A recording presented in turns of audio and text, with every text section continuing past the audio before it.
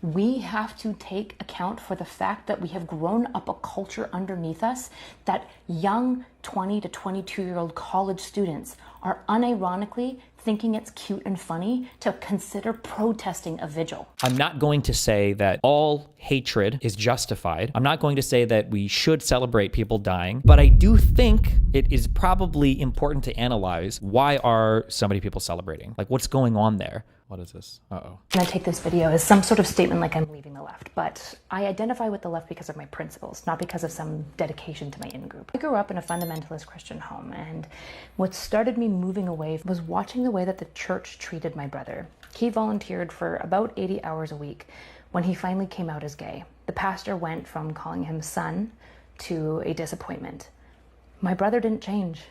He was always campy. All that happened is he told the truth, and the entire church that had loved him for so long turned away from him. I realized there's something very sad and pale about a group of people who say that they care about the widow and the broken and they just love people, turning away a dedicated member who didn't change.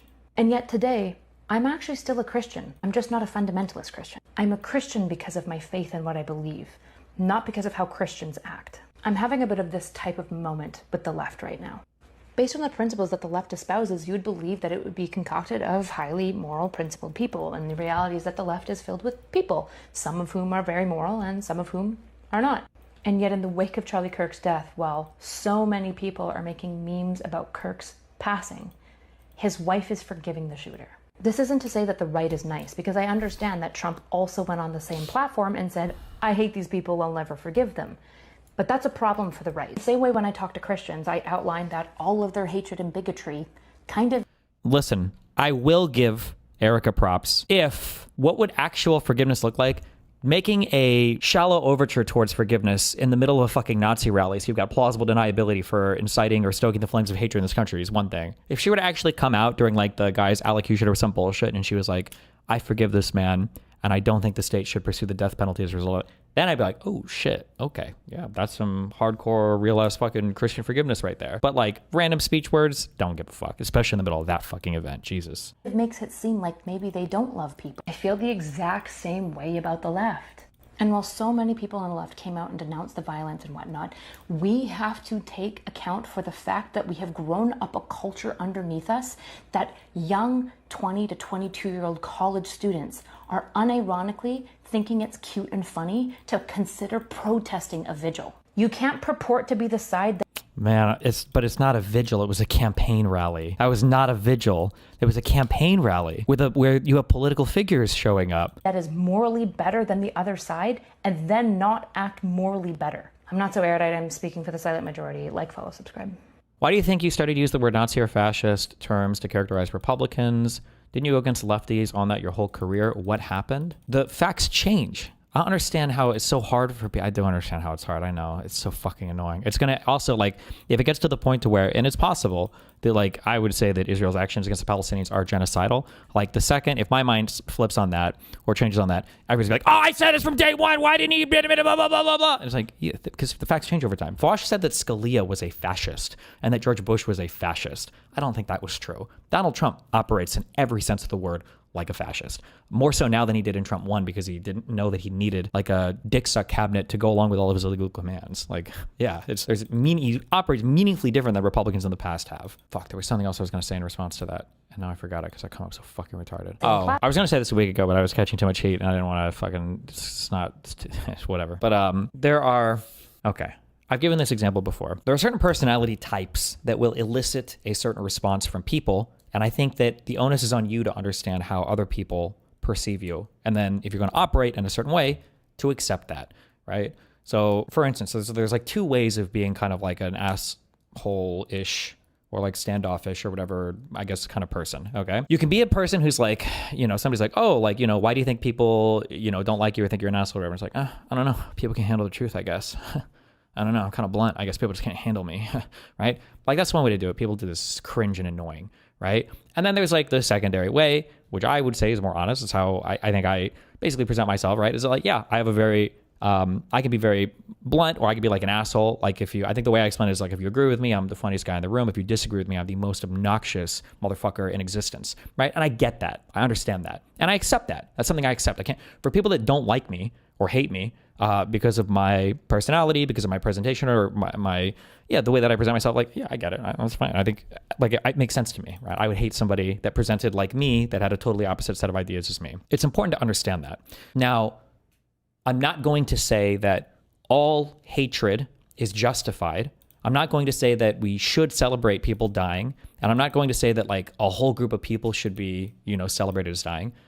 But I do think it is probably important to analyze, when somebody like Charlie Kirk dies, why are so many people celebrating? Like, what's going on there? Now, the answer could be that people are just unhinged and deranged and delusional. Like, I don't think it's necessarily good, for instance, that people celebrated fucking the incel Luigi fuck assassinating the healthcare dude. I think that was unhinged that people celebrated that. But like, where does it come from? Well, people at the very least have a perception they're unhappy with healthcare stuff, and then politicians are unresponsive to it, or whatever there has been. Right? So you understand where it's coming from, at least, I guess. Even if I don't think the behavior is acceptable. Why do people feel the same way about somebody like Charlie Kirk dying? If he really was just a friendly guy who treasured and valued open debate, like, what's going on there? The fact that nobody even wants to touch that question, I think, is a little bit telling. A page of Trump's UN speech as captured by Getty. Oh, he even uses caps in his writings. Nice. Jesus. In 4 years of Biden, we had less than $1 trillion of new investments in the United States. In 8 months since I took office, we have secured commitments for $17 trillion, now pouring in from all over the world. Jesus. God, I hate all these fucking companies. It's so cringe how many of them are capitulating to Trump. Joe Scarborough. Oh my God, watch out, conservatives. What happened if a Democrat admin went after your speech? 3 hours later. Google admits censorship under Biden. Promises to end bans of YouTube accounts of thousands of Americans censored for political speech. I mean, I'm going to get monetized again. Like, if stuff like this is true, publish it. Show us the emails. What is all of the oh God. And it's the House Judiciary Committee, so Jim Jordan. Oh my God. Okay, so at least we know then that this absolutely did not happen, right? Because if Jim Jordan said it, you can probably just assume the opposite is true. Jesus Christ. Breaking. After getting to know and fully understand the Ukraine-Russia military and economic situation, and after seeing the economic trouble that is causing Russia, I think Ukraine, with the support of the European Union, is in a position to fight and win all of Ukraine back in its original form. With time, patience, and the financial support of Europe, and in particular NATO, the original borders from where this war started is very much an option. Jesus Christ. Was this posted today? He's so mad. I bet he's mad about Putin. 2 weeks. What were they supposed to do? He was having private phone calls with this guy, kicking his feet up on his bed with in his bedroom, talking on his little cell phone, like, oh, what's up, Putin? Like, what are we going to figure out, man? He's gotten played over and over and over and over and over and over and over again. Jesus. Do you think Putin fucked up? He had Trump in his lap, but now Trump turned? I don't know. Who the fuck knows? Why did he flip? What did Putin do? I mean, he's had how many fucking meetings with Putin where they keep promising ceasefires and shit, and like the bombings have increased.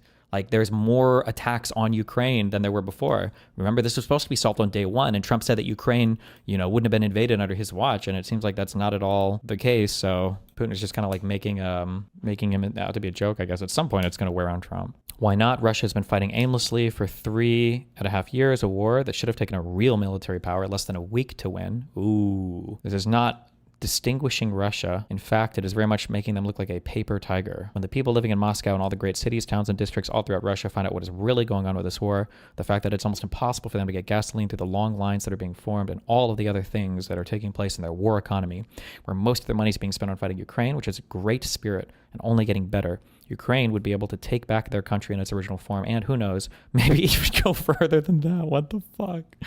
Putin and Russia are in big economic trouble, and this is the time for Ukraine to act. In any event, I wish both countries well. We will continue to supply weapons to NATO for NATO to do what they want with them. Good luck to all. Jesus Christ. Of it, and you can Candace Owens is pulling 120K viewers right now. Oh, she's talking about her Charlie Kirk conspiracies. Is this number real though? 130,000 live viewers? Her talking about pop culture stuff, I think, hello? Oh, I think actually helps her pull in a lot of viewers, but like her videos do really well. It's a really big live viewership number though. Yeah, I don't know. The verdict was read. Now, it's quite shocking. As the verdict was read, it appeared to our producers inside the courtroom that Ruth tried to stab himself in the neck with a pen. That's what it appeared to look like. Then 4 marshals dragged him out of the courtroom, took his coat off, They then shackled him at the waist and ankles, and then they brought him back into the courtroom. So again, this just in from our producers, as the verdict was being read, Ruth tried to hurt himself in the neck with a pen. Now we just saw that emotional reaction from that daughter, and now we know exactly why. So when Ruth was brought back into... There's a screen on the back of this the whole time. I wasn't even looking. I'm a fucking idiot. Sorry. The courtroom, that's when her daughter stood up, started yelling and screaming. She said to her father, "Don't do anything. I'm going to get you out of here." This is what our producers are telling us just into the newsroom. She also screamed many expletives, and that's when we saw her run out of the courtroom. The video that we were seeing just moments ago of her not wanting to speak with the media, her evading the media, and then running off camera. That's crazy, chat.